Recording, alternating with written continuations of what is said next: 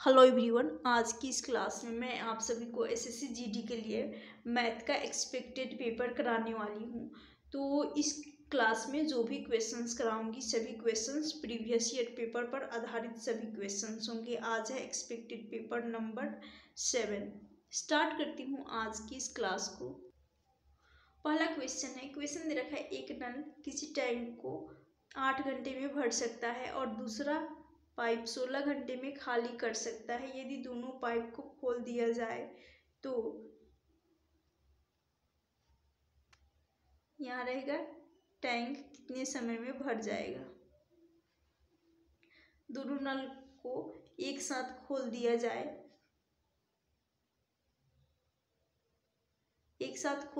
तो टैंक कितने दिन में भर जाएगा, यही कहा गया है। तो दो नल है, पहला और दूसरा, ये खाली करने भरने वाला है और ये खाली करने वाला है, तो इसलिए प्लस माइनस लगा दी। भरने वाले पर प्लस और खाली करने वाले पर माइनस। तो ये 8 घंटे में भर रहा है भरने वाला, और 16 की दर से ये 16 घंटे में खाली कर रहा है। अब यहाँ पर टाइम एंड वर्क वाला कंसेप्ट लग जाएगा। टोटल एलसीएम ले लेंगे 16 से ये 2 बार में 8 से चला जाएगा, 2 बार में 16, और ये 16 एकम 16। कहा गया है दोनों मिलकर एक साथ खोल दिए जाए तो टैंक कितने समय में भर जाएंगे। यानी यहाँ तो प्लस आ जाएगा और यहाँ माइनस, इन दोनों को ऐड कर लेंगे क्योंकि साथ में लेना है। तो यहाँ से आ जाएगा 1, क्योंकि घटेगा 1 आएगा। और टोटल कैपेसिटी जो कि है टोटल कुल क्षमता है 16 का, 16 में 1 का भाग लगा देंगे क्योंकि दोनों की आई है घटाने के बाद। तो 16 ही इस क्वेश्चन का राइट आंसर हो जाएगा, ऑप्शन सी।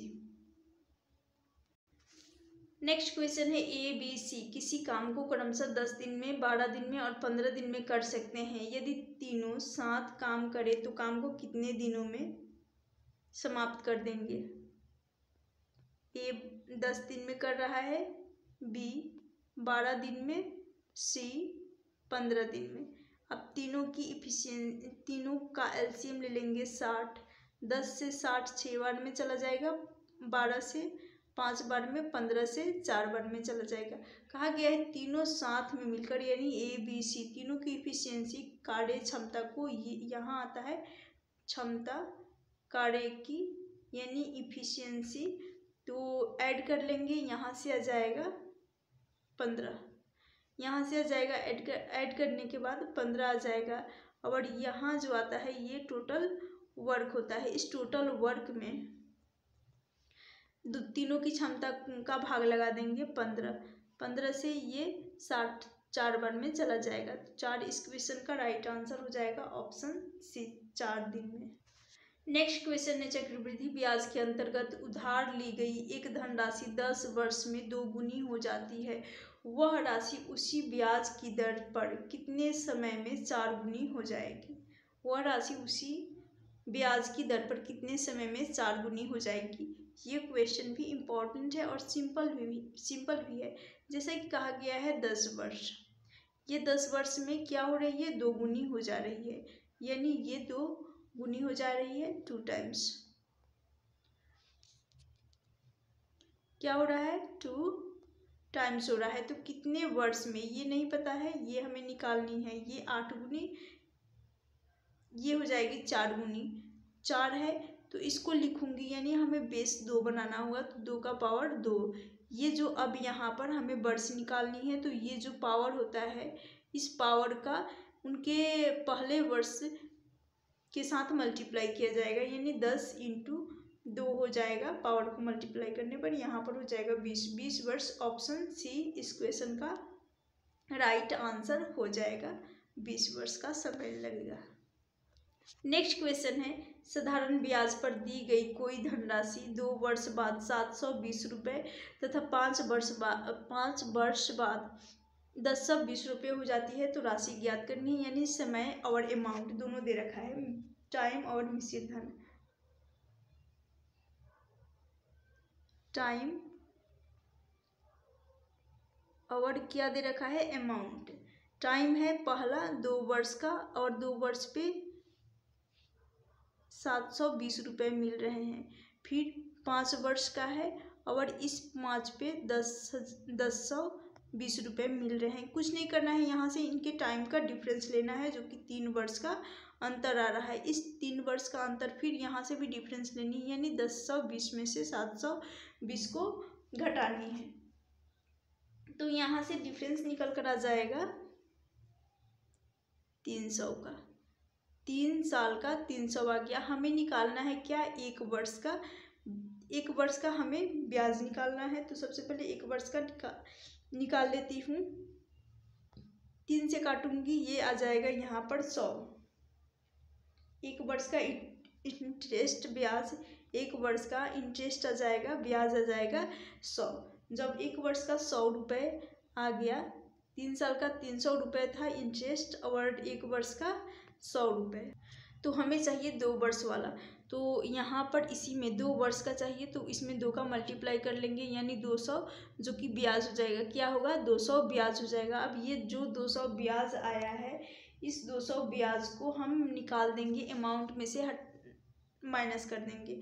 अमाउंट जो कि 700 है, 20 रुपये। इस 720 को 20 में से 200 को माइनस कर देंगे, क्योंकि हमें चाहिए मूलधन। तो यहाँ से आ जाएगा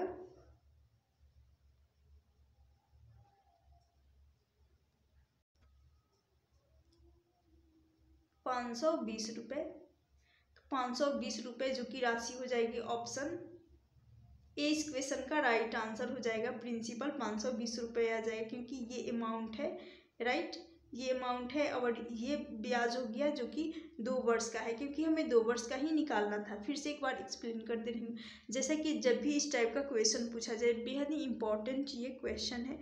टाइम जब 2 वर्ष का है और तो उसका अमाउंट 720 है, फिर टाइम 5 वर्ष का तो उसका अमाउंट 1020 है। यहाँ इन दोनों का डिफरेंस लेना है। डिफरेंस निकाल कर हमें ब्याज से मतलब है सबसे पहले। तो यहाँ से डिफरेंस आ रहा है 3 वर्ष का, और 3 वर्ष का ब्याज जो कि 300 है। 1 वर्ष का निकालना है, तभी हम 2 वर्ष का निकाल पाएंगे। तो 1 वर्ष का यहाँ से आ जाएगा 100 रुपये। जब 1 वर्ष का 100 रुपये आ गया, तो इस साइड में 2 का, ये बताना भूल गई, जब इस साइड 2 का मल्टीप्लाई करूँगी तो ये 2 वर्ष का ब्याज आ जाएगा। ये जो 200 रुपये आया है, ये 2 वर्ष का ब्याज है। तो इस साइड भी 100 में 2 का इसलिए मल्टीप्लाई की थी ताकि ब्याज 200 बन जाए। जब 200 बन गया, तो इस 200 का ब्याज, 200 ब्याज को माइनस करना होगा मिश्रधन में से, अमाउंट में से। तो मिश्रधन में से ब्याज को माइनस करेंगे तो प्रिंसिपल मिल जाएगा 520। यही पूछा गया है कि इसका राशि यानी प्रिंसिपल कौन। तो ऑप्शन ए इस क्वेश्चन का राइट आंसर हो जाएगा। नेक्स्ट क्वेश्चन है, एक दुकानदार अपनी साड़ी पर क्रय मूल्य से 20% अधिक अंकित करता है और खरीदार को नगद भुगतान पर 10% की छूट देता है, तो उसका लाभ प्रतिशत निकालनी है। तो यहाँ 20% अधिक अंकित कर रहा है क्रय मूल्य से, तो 20%, इसका फ्रैक्शन वैल्यू 20/100 करेंगे, 1/5 आ जाएगा। इस 5 पे 1 रेशियो वो अधिक अंकित कर रहा है, यानी कहने का मतलब ये हो गया 5 से 6 रेशियो हो जाएगा, क्योंकि 1 रेशियो अधिक अंकित कर रहा है। फिर खरीदार को नगद भुगतान पर 10% का छूट देता है। तो जैसे कि 10%, इसका फ्रैक्शन वैल्यू 1/10 हो जाएगा, और इसी 10 पे 1 रेशियो का फिर से वो डिस्काउंट दे रहा है। पहले तो अंकित अधिक करता है और डिस्काउंट 1 रेशियो का यानी 10% का देता है, तो ये 10 से 9 रेशियो हो जाएगा। अब यहाँ से इनको आपस में मल्टीप्लाई कर लेंगे, यहाँ से आ जाएगा 50, तो यहाँ से आएगा 54। इन दोनों का डिफरेंस देखेंगे तो 4 का आ रहा है। 4 का, ये जो 4 का आ रहा है ये प्रॉफिट है, राइट, ये जो कि प्रॉफिट है। क्या निकालना है, लाभ प्रतिशत। परसेंटेज प्रॉफिट बराबर होता है प्रॉफिट का रेशियो अपॉन में होता है कॉस्ट प्राइस, गुना होता है 100 का, गुना 100 का होता है, क्योंकि परसेंटेज निकालनी है इसलिए गुना 100 हो जाता है। तो प्रॉफिट का रेशियो आया है, हमें परसेंटेज प्रॉफिट निकालनी है। प्रॉफिट का रेशियो आया है 4 आ जाएगा, और बटा में ये जो आ जाएगा 50 गुना हो जाएगा 100 का। काट लेंगे, 2 बार में चला जाएगा, 2 × 4 कर लेंगे, तो यहाँ से आ जाएगा परसेंटेज प्रॉफिट 8% का। ऑप्शन ए इस क्वेश्चन का राइट आंसर होगा। नेक्स्ट क्वेश्चन है, एक व्यक्ति एक वस्तु को 20% हानि पर बेचता है। यदि वह वस्तु को 12 रुपये अधिक मूल्य पर बेचता तो उसे 10% का लाभ होता है। यानी टोटल कॉस्ट प्राइस को हम 100 मान लेंगे और इस 100 पे 20% का लॉस क्या हो रहा है, 20% का लॉस। जब 20% का लॉस हो रहा है 100 पे तो ये हो जाएगा 80 के बराबर, ये होगा 80। अब यहाँ पर कहा गया है 10% का प्रॉफिट, तो यानी 10% का प्रॉफिट, यहाँ लॉस हो रहा है, यहाँ पर प्रॉफिट हो रहा है, तो ये हो जाएगा 110। 100 प्लस 10 कर लेंगे 110। ये कॉस्ट प्राइस है और ये है सेलिंग प्राइस। अब यहाँ पर इन दोनों के बीच का डिफरेंस देखेंगे तो यहाँ से डिफरेंस आ रहा है 30 का। 30 का ये जो डिफरेंस आ रहा है 30 का, तो 30 बराबर कर लेंगे। जैसे कि अधिक या कम का मतलब होता है हमेशा डिफरेंस, क्या होता है, डिफरेंस। तो इस 30 को 12 रुपये के बराबर कर लेंगे। 12 रुपये के बराबर कर लेंगे तो यहाँ से एक रेशियो का मान निकल कर आ जाएगा, यहाँ कट रही यहीं पे 12 और बटा में आ जाएगा 30। एक रेशियो का मान 12/30 आ गया है। वस्तु का क्रय मूल्य निकालनी है तो इसलिए गुना 100 हो जाएगा, क्योंकि हम क्रय मूल्य को हमने 100 माना, तो 100 का मल्टीप्लाई हो जाएगा।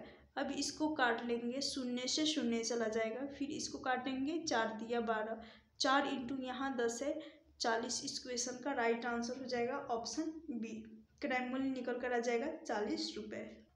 नेक्स्ट क्वेश्चन है, क्वेश्चन दे रखा है यदि A अनुपात B अनुपात C का मान दे रखा है 2:3:4 है तो A बटा B अनुपात B बटा C अनुपात C बटा A का अनुपात निकालना है। ये क्वेश्चन भी इम्पॉर्टेंट है। A का मान 2 रखेंगे, B का मान 3 रखेंगे और C का मान 4 रखेंगे। तो जैसे कि क्या निकालना है, A बटा B इसका अनुपात, फिर B, डायरेक्ट इनका वैल्यू पुट करना है सिर्फ, B बटा C बटा A। तो डायरेक्ट पुट करने से आंसर नहीं आएगा, फिर इसको सॉल्व भी करना होगा। तो जैसे कि A का मान है 2 रखूँगी, फिर B का मान है 3 रखूँगी, अनुपात है, फिर B का मान है 3, C का मान 4 है, फिर C का मान 4, A का मान हो जाएगा 2। अब यहाँ पर जो डिनोमिनेटर में है इनका एलसीएम ले लेंगे 12 का भाग लगाएंगे तो यहाँ से 12 में 3 का भाग लगाएंगे, 4 आएगा। 4 आएगा तो इस 4 को अंश के साथ मल्टीप्लाई कर लेंगे तो यहाँ से आ जाएगा 8। फिर उसके बाद फिर इस 4 का मल्टीप्लाई डिवाइड करेंगे 12 के साथ तो यहाँ से आएगा 3 का अंश के साथ मल्टीप्लाई कर लेंगे 9 रेशियो आ जाएगा। फिर 2 का भाग लगाएंगे, 12 में 6 आएगा, 6 का अंश के साथ मल्टीप्लाई कर लेंगे तो यहाँ से आ जाएगा 24। तो 8:9:24 ऑप्शन सी इस क्वेश्चन का राइट आंसर हो जाएगा।